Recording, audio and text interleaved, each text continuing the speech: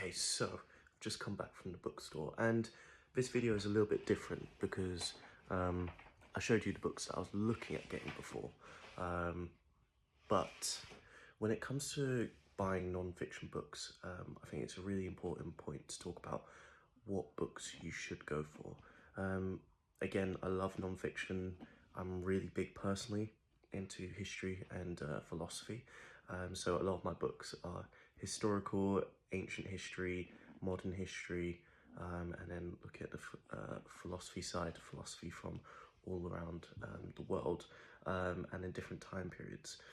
A really important point when it comes to buying non-fiction is to look at the sources, especially when it comes to history.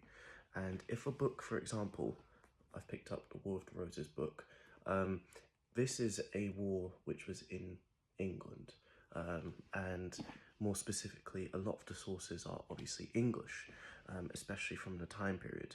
So one thing you want to look for in those sources is that the sources are actually from the country where the person's talking about. So for example, the War of the Roses, all of the sources are from English or England sources.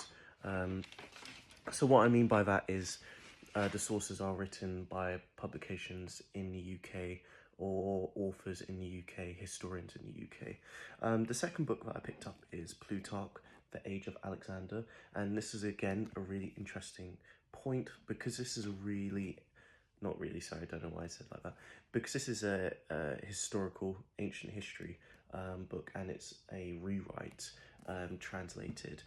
You want to look at the sources, and one, you obviously want the text that it was translated from to be in those sources, but two, you want the rest of the sources to be from the time period of when this is written or near about.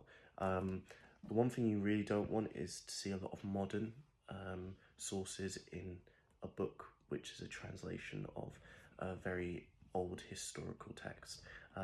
But yeah, I know it's sort of a different video, but just as a little tip for people buying historical, philosophical books, or just books that are non-fiction. But yeah.